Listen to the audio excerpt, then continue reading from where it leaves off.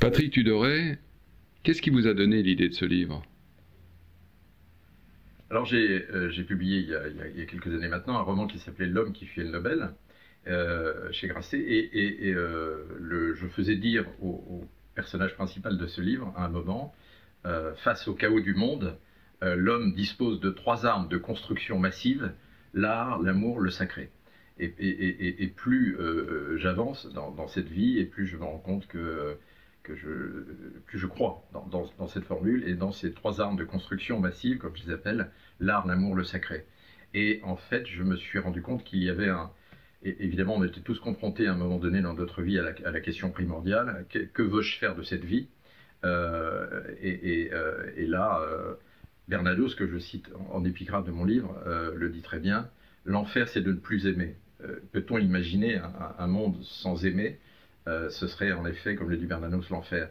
Donc ce livre est en quelque sorte l'éloge d'une des formes de l'amour les plus belles, et qui est tout simplement la bénévolence, ce que les latins appelaient amor benevolentiae, la bénévolence, qui est déjà euphoniquement, je trouve, moi, un très joli mot.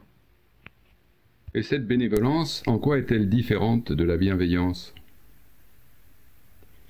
Alors en fait, la bienveillance, c'est un mot qui est la traduction littérale de bénévolence.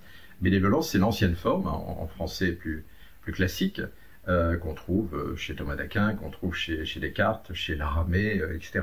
Mais bienveillance veut bien dire la même chose que bénévolence, c'est-à-dire benevolence, avec cette nuance dans le suffixe de la volonté. Et la veillance étant la veuillance, comme dans Veuillez entrer par exemple.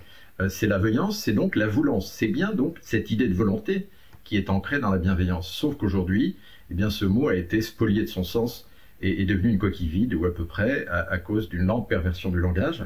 Et c'est pourquoi je voulais eh bien, exhumer ce vieux mot de bénévolence qui, lui, eh bien, renvoie à ce que je veux exprimer, c'est-à-dire cet élan vers l'autre, comme le dit Descartes, hein, l'amour de bénévolence, qui est cet élan vers l'autre pour l'aider à se réaliser lui-même, à s'accomplir. Donc il y a quelque chose là qui est un élan et qui est une volonté.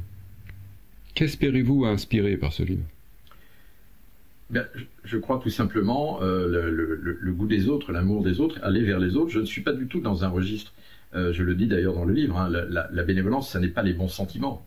On n'est pas là dans des intentions qui, comme on le sait, même si elles sont des bons sentiments, peuvent paver jusqu'au chemin qui mène à l'enfer. Donc on n'est pas dans l'angélisme, on est simplement dans un constat. Par exemple, la bénévolence, c'est aussi une manière de dire la vérité. Et comme Mozart le fait dire, enfin en tout cas le librettiste de Mozart dans la Clémence de Titus, eh bien l'empereur Titus dit très bien, je préférerais toujours donc une vérité qui blesse à un mensonge qui plaît. Eh bien la bénévolence, ça peut être ça aussi, hein, dire la vérité, même si elle blesse, mais elle aura cet aspect bénévolent, c'est-à-dire l'amour dispensé à l'autre pour l'aider à grandir, et du coup grandir aussi nous-mêmes à travers cela. Donc ce livre est une exhortation à aller vers les autres. Oui, exactement. C'est donc à œuvrer dans le domaine de cette bénévolence, qui est une des formes, je l'ai dit, de l'amour les plus ouvertes à tous, une des formes les plus simples à mettre en œuvre. Et Victor Hugo, à la fin de sa vie, juste avant sa mort, eh bien, on le dit, a écrit ce mot très court sur un bout de papier, et ce mot c'était aimer, c'est agir, que je trouve absolument merveilleux. C'est tout un programme. Aimer, c'est agir. Et la bénévolence, c'est ça, c'est entrer dans une forme d'action, c'est l'amour en action à l'endroit des autres.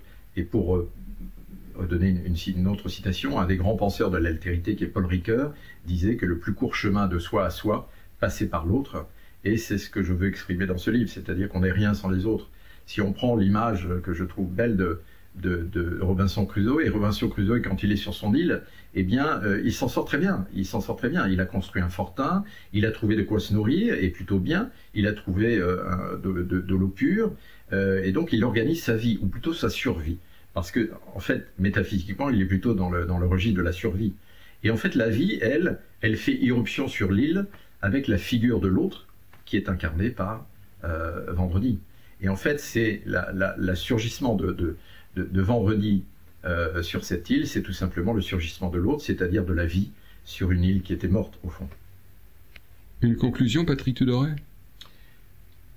Oui, je repense souvent à cette définition qui est tout à fait étonnante du fameux Big Bang qui a présidé à la création du monde, de l'univers. Et cette définition, c'est un déferlement d'énergie dans le vide primordial.